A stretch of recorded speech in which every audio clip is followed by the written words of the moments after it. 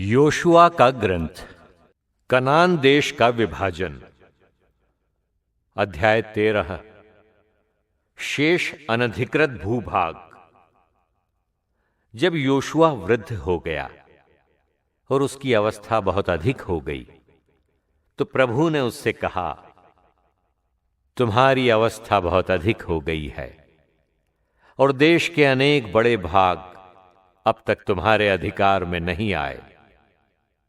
वे इस प्रकार हैं: फिलिस्तियों के सब प्रदेश, गशूरियों का सारा देश, मिस्र के पूर्व शिहोर से लेकर उत्तर दिशा के एक्रोन की सीमा तक, जो कनानी देश समझा जाता है। इसमें फिलिस्तियों के 5 शासक हैं: गाजा, अश्दोद, अशकलोन, गत और एक्रोन के अव्वियों के प्रांत। दक्षिण में कनानियों का संपूर्ण प्रदेश, सिदोनियों की गुफा से लेकर अफेक तक अमोरियों का प्रदेश, फिर गिबलियों का देश और सारा लेबानोन। पूर्व में हेर्मोन की तलहटी पर स्थित बालगाद से लेकर उस स्थान तक जहां से हमात का मार्ग शुरू होता है। लेबानोन के पहाड़ी प्रांत से मिस्रफोत मईम तक के सब निवासियों को, अर्थात सब सिदोनियों को मैं स्वयं इज़राइल के लोगों के सामने से भगा दूंगा।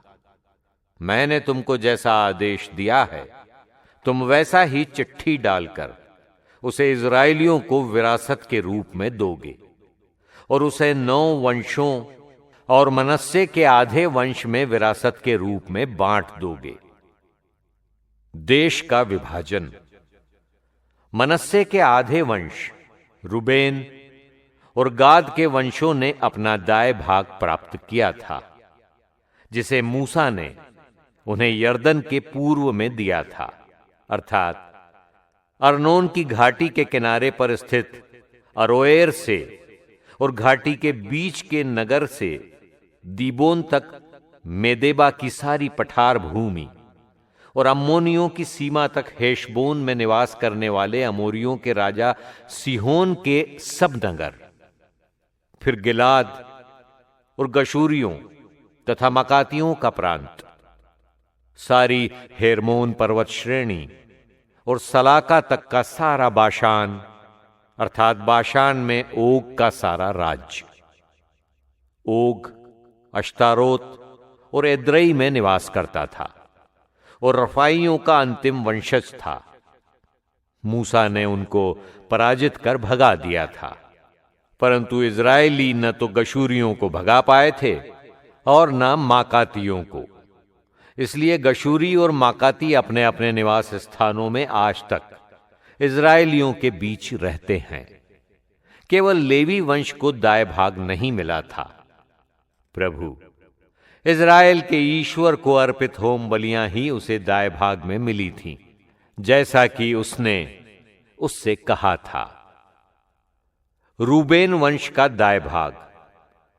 मूसा ने रूबेन वंश के विभिन्न कुलों को दाएं भाग के रूप में यह दिया था: अर्नोन की घाटी के किनारे स्थित अरोएर से आगे वो नगर जो घाटी के बीच में है, फिर मेदेबा के पास की सारी पठार भूमि, हेशबोन और पठार भूमि पर स्थित उसके सब नगर, दीबोन, बामोदबाल, बेतबाल मेओन, यहसा, केदेमोत और मेफात, किर्याताइम, सिब्मा और घाटी की पहाड़ी पर सेरेत शहर, फिर बेत पओर, पिसगा की तराइयां और बेत यशिमोत, अर्थात पठार के सब नगर, हेशबोन में रहने वाले अमोरियों के राजा सीहोन का सारा राज्य, जिसे मूसा ने मिद्यान के नेताओं के साथ पराजित किया था,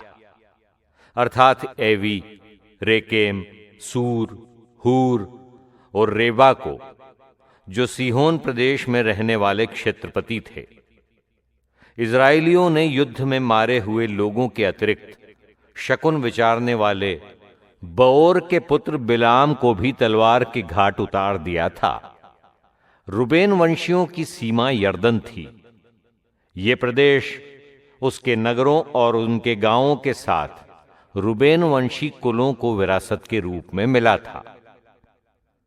गाद वंश का दाएं भाग। मूसा ने गाद वंशियों के विभिन्न कुलों को यह प्रदेश दिया था।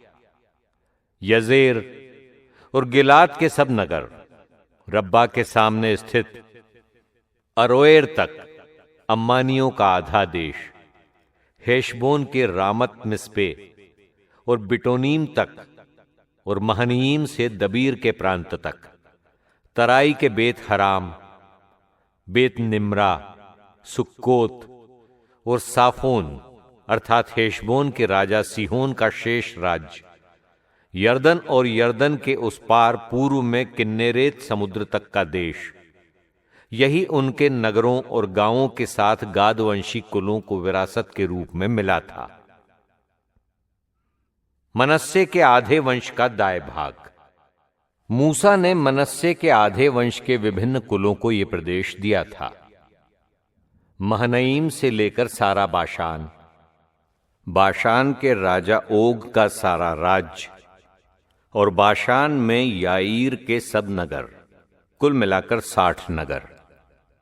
फिर बाशान में ओग की राजधानियां अश्तारोत और एद्रई के साथ गिलआद का आधा भाग। ये मनस्से के पुत्र माकीर के वंशजों अर्थात आधे माकीरियों के विभिन्न कुलों को मिला था। ये वे भाग हैं जिन्हें मूसा ने यर्दन के उस पार येरिखो के पूर्व मोआब के मैदानों में दाएं भाग के रूप में विभाजित किया था। लेकिन मूसा ने लेवी वंश को दाएं भाग के रूप में कुछ नहीं दिया था। प्रभु इज़राइल का ईश्वर उसका दाएं भाग है, जैसा उसने उनसे कहा था। योशुआ अध्याय 13 की व्याख्या। सारांश। ईश्वर ने योशुआ से कहा कि वह वृद्ध हो गया है, लेकिन अभी भी भूमि का वितरण पूरा करना है।